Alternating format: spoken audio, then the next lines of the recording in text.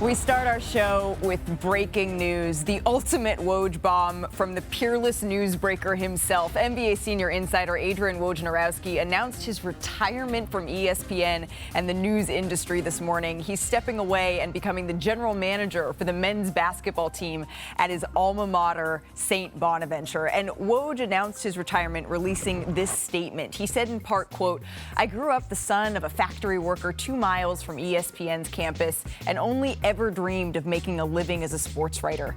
This craft," he continued, "transformed my life, and I understand the commitment required in my role, and it's an investment I'm no longer driven to make. Time isn't in endless supply, and I want to spend mine in ways that are more personally meaningful. After these years reporting on everybody's teams, I'm headed back to my own."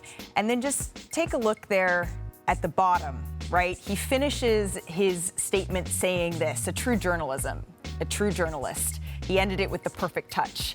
He says 30. And for those who don't know, that 30 is used to indicate that the story is over in a newspaper, and it means the end. So joining us now, a trio of the best in the business: Adam Schefter, Passan, Pete Thamel. I feel like this is Avengers Assemble. Thank you so very much for making some time to talk about our friend here, Woj. And Adam, I'm going to start with you because everyone sees the Woj bombs, right? But that is truly just the tip of the iceberg. How do you sum up his impact on the industry? Well, we could start right here. The fact that all three of us are appearing with you on NBA Today, that's never happened before, and it wouldn't be happening were it not for Woj. But he has had such an enormous impact on the industry, so many people in the industry. He is a legend. He is the greatest basketball reporter who ever was. And I personally am so sad to see him leave. Honestly, I feel like a part of me has left our network and left our company. That's how much I have loved watching him work. That's how much I've loved getting to know him. And that's how much I've loved having him as a dear friend in my life. And he has had a profound impact on everyone on the set today, including you, Malika. Yeah. He's had a profound impact on the industry itself. And I have learned so much from him. And I'm devastated personally that he's not going to be with us. But I'm really happy for him that he's going to do something that he finds more fulfilling, more gratifying, and be able to help his alma mater and help St. Bonaventure's with its basketball program. Yeah, and that's why I'm so happy for him, Adam, because he's going and doing something that he absolutely loves after having spent a whole career doing something that he loved and was excellent at. And Adrian Wojnarowski changed this business. When he came to Yahoo back in 2007, and he was covering the NBA after being a general columnist at the Bergen Record and covering baseball and football and basketball and college sports and doing it all incredibly well, I was like, why is Woj just going to cover one sport?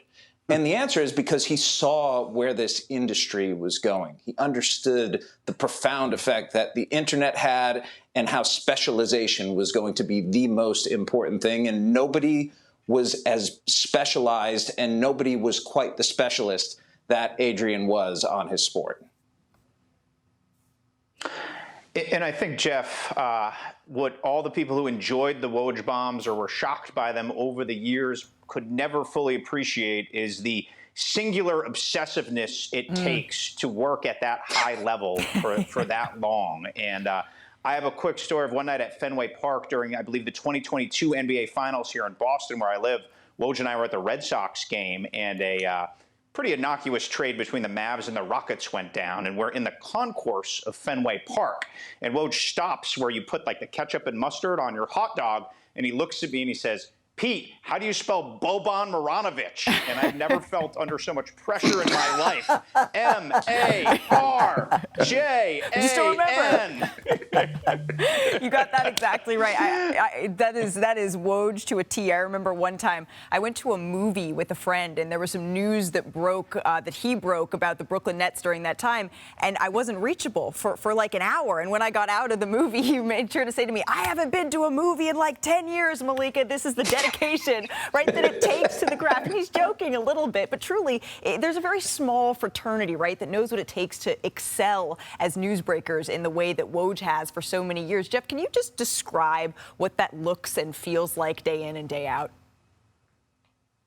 Woj is pretty much the only guy who I know if I text him at 2 a.m., he's going to write back. And he's the only guy who I know will text me on trade deadline day before I wake up saying, go crush it. And it's that support and it's that love and it's the understanding and just the feeling among the small fraternity of people who do this, who really only understand it if you have done it.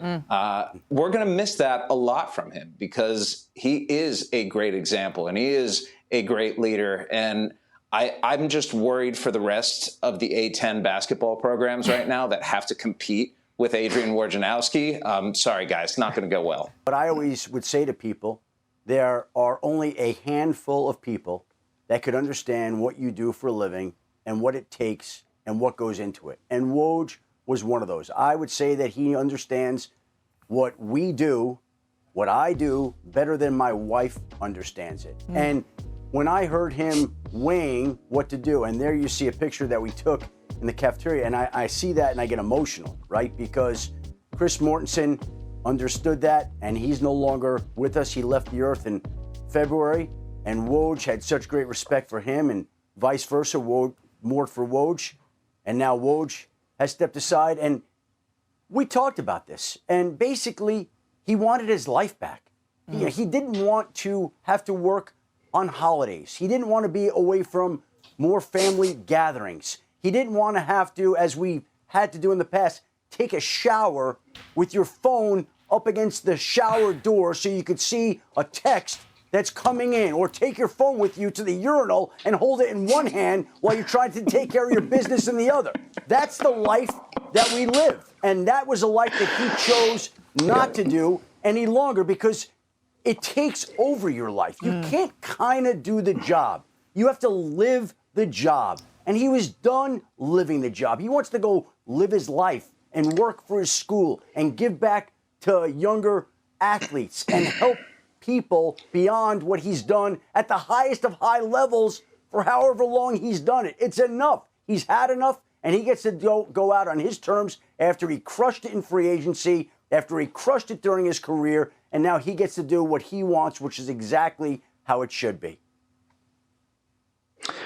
And I think I speak for all of us here. Selfishly, we're going to miss Woj tremendously. It's really hard to overstate professionally how we're going to miss him. He's still going to be our friend. But personally, as his friend, I am thrilled for him because his raw passion for St. Bonaventure is visceral and real. And so is Amy Woj's, by the way. And I'm just as thrilled for her for all the interrupted dinners or blank stares as she's talking to him that now hopefully she'll get back a little bit through this. But I really want to dial in on how much Woj loves St. Bonaventure. Back when he was a print columnist, St. Bonaventure went through a scandal where they let in a player with a welding certificate. Everybody got fired right up to the president. And Woj's prose, if that still lives on the internet, was just some of the most vicious, and it was just rooted in the passion he has for the place. And Jeff and I were both at the NCAA tournament in 2000 in Cleveland when St. Bonaventure took Kentucky to overtime. Let's just say Woj's press pass wasn't the best emblem of professionalism that day. He was pacing the floor, and it's honestly one of the most famous NCAA tournament games in the last 30 years. David Messiah Capers hit 3 free throws with no time left to force overtime. They were down 3. He got fouled. I mean, it was a wild game. But, I mean, anyone who has been around Woj knows the passion he has for that school, that place, and that program. And the fact that he gets to channel all his energy, his talents, his passion to that place, I'm so excited for him that he has this opportunity. Yeah, you all said it perfectly. I'm so very sad for us here at ESPN because he is the consummate professional. He's a pro's pro, but he's also the best teammate. But I am so very happy for St. Bonaventure and for his wife, Amy, his 2 children, Annie and Ben, that they are going to get their dad, Adrian, back.